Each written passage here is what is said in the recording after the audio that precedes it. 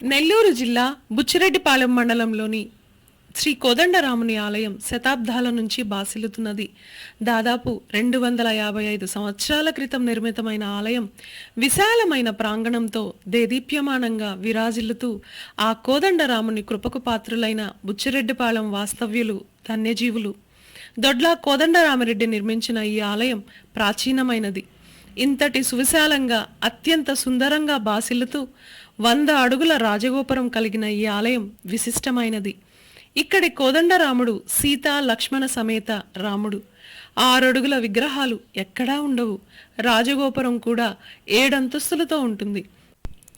తొలుత మనకు కనిపించే రాజగోపురం ఎదురుగా ఉండే మండపం స్వామివారిని ఉత్సవ సమయాల్లో అలంకరించి తొలుత ఆ మండపంలో ఉంచి ఉత్సవాలను అక్కడ నుంచి ప్రారంభించడం ఇక్కడి ఆనవాయితీ. ఇక రాజగోపురం ప్రధాన ద్వారం. రాజగోపురం 7 అంతస్తులతో 100 అడుగుల రాజగోపురం రాజగంభీరంగా ఉంటుంది. ఈ ఆలయ ప్రత్యేకత, ఈ ఆలయం సువిశాలంగా ఉంటుంది. ఆలయ ప్రాంగణం ఎంత సువిశాలంగా ఉంటుందో ఆలయ ప్రధాన ద్వారం అత్యంత పొడవుగా విశాలమైన తలుపులతో స్వాగతిస్తుంది. ద్వారానికి ఇరువైపులా అత్యంత సుందరమైన శిల్ప సంపద బహు సుందరపరుస్తాయి. మీరు గమనించే ఈ శిల్ప సంపద రాతి మీద చెక్కబడిన పురాతనమైనది. 250 సంవత్సరాల క్రితంది. ఎంత కన్నుల పండుగగా చూపరులను ఆకట్టుకునే విధంగా చిత్రించారో గమనించండి. ఇదంతా ఇప్పుడు మీరు చూస్తున్నదంతా గాలి గోపురంలో లోపల వైపు ఉండేది. ఒకవైపు లోపల నుంచి ద్వారాలు 7 అంతస్తులకు ఎక్కే విధానాలు కూడా కలిగి ఉన్నాయి. పురాతనమైన గుళ్ళల్లో ఇది ఒక ప్రత్యేకమనే చెప్పాలి. ఇక ద్వారం నుండి లోపలికి వెళ్ళగానే అల్లంత పొడవునా దర్శనమిచ్చే ధ్వజస్తంభం. గర్భగుడిలోకి వెళ్లే వైపు విశాల ప్రాంగణంలో ఓలలాడుతున్న శ్రీరాముడు. ఈ ఆలయం ఎటువైపు చూసిన శిల్ప సంపదతో అతి ప్రాచీనమైన కట్టడాలతో ఆకట్టుకునే విధంగా ఉంటుంది. ఈ ఆలయంలో కోదండరాముని కుడివైపున సీతమ్మ ఉండడం గమనించగలరు. ఈ ఆలయంలో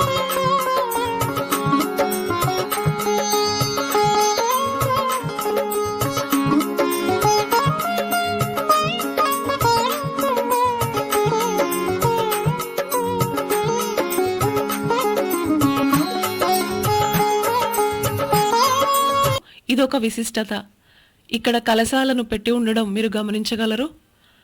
ఈ ఆలయం గాలిగోపురంలోని కలశాలను తీసి జీర్ణోద్ధరణ జరుగుతోంది. అందుకే ఈ కట్టడాలు కట్టుబడులు అన్నీ మీరు చూడగలుగుతున్నారు. ఇక నుంచి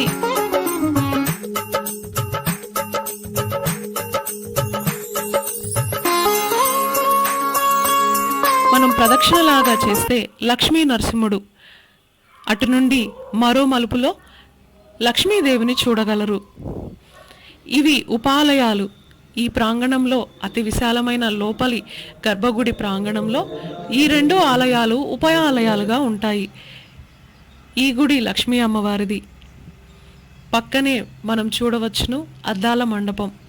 ఈ అద్దాల మండపంలో స్వామివారిని అలంకరించిన తర్వాత ఉత్సవం జరుగుతున్నప్పుడు స్వామి సుందర స్వరూపాన్ని ఆయనే తిలకించేందుకు అద్దాల మండపం. అటు చూడండి, ఆ సుందర దృశ్యం.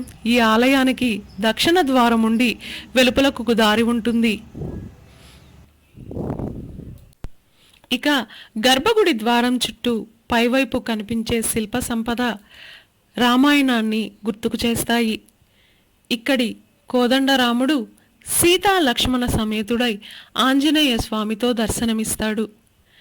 మనం పైన గర్భగుడి ద్వారం పైన చూసేదంతా రామాయణ ఘట్టాలు. గర్భగుడి ద్వారంపై లక్ష్మీదేవి గజరాజులతో కూడి ఉండిన శిల్పాలను మనం చూడవచ్చు.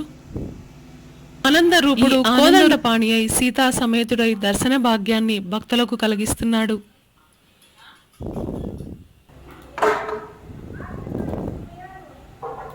గర్భగుడి నుంచి వెలుపలకు వచ్చే దారి. గర్భగుడి నుంచి వెలుపలికి వచ్చే దారి వైపున ఎడమ వైపున వాహనాల గది ఉంటుంది.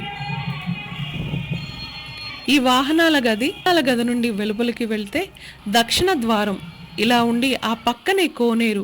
ఈ ప్రదేశం అంతా అత్యంత విశాలమైనది. చూడండి ఎంత అద్భుతమైన దృశ్యమో. ఇక్కడ ఎన్ని సినిమాలు చిత్రీకరించారో. ఇక ఆ పక్కనే ఉండే కోనేరు, ఆ ప్రదేశం అత్యంత విశాలమైనది. ఇక్కడ తెప్పోత్సవం జరుగుతుంది. ఆ కోనేరు 4 వైపులా దారి ఉండి రథోత్సవం, రాముని తిరునాళ్లలో ఊరేగింపు జరుగుతాయి. శ్రీరామనవమి రోజున 9 రోజుల ఉత్సవాలకు జరుగుతోంది. ఈ 9 రోజులు రోజుకో వాహనంలో అత్యంత వైభవంగా ఓలలాడుతూ రామయ్య తండ్రి ఆ 4 మాడవీధులలో తిరుగుతాడు.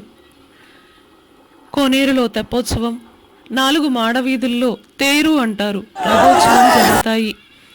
ఈ కోదండ రామాలయం అత్యంత ప్రసిద్ధి గలది. ఇంత సువిశాల ప్రాంగణం, ప్రాచీన ఆలయ గోపురాలు, ఇప్పటికీ చెక్కు చెదరని రాతి కట్టడాలు. ఈ ప్రదేశం అంతా అత్యంత కళాత్మకంగా ఉండడం ప్రత్యేకం.